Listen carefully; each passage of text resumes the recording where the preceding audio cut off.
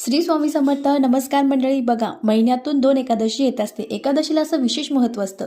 असंच 2 जुलैला योगिनी एकादशी आहे. योगिनी एकादशीला असं विशेष महत्त्व आहे. या दिवशी जर आपण काही उपाय केले तर याचा निश्चित फरक आपल्याला भेटत असतो आणि आपल्या जीवनामध्ये सुख, शांती, समृद्धी आणि आनंद येत असतो.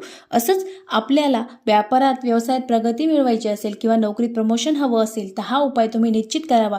तुमच्या सर्व इच्छा पूर्ण होतील. बघा, सकाळी उठून स्नान करायचं आहे. स्नान झाल्यानंतर आपल्याला देवाजवळ बसायचं आहे. तुमच्याकडे जर विष्णूची मूर्ती असेल अतिशय उत्तम, बाळगोपाल असेल तर त्याला पाण्याने, दुधाने अभिषेक करायचा आहे आणि त्यानंतर देवाजवळ बसून आपल्याला नागवेलीचं किंवा आंब्याचं, तुमच्याकडे जेही पान असेल ते पान घ्यायचं आहे आणि थोडंसं कुंकू घ्यायचं आहे. कुंकू हे थोडंसं ओलं करून घ्यायचं आहे आणि त्या पानावर, नागवेलीच्या पानावर किंवा आंब्याच्या पानावर आपल्याला श्री लिहायचं आहे. श्री लिहिल्यानंतर ते भगवान विष्णूंना, आता भगवान विष्णूंचा फोटो तुमच्याकडे असेल, मूर्ती असेल, ठीक आहे, नसेल तर तुम्ही ते बालगोपालाला सुद्धा अर्पण करू शकता.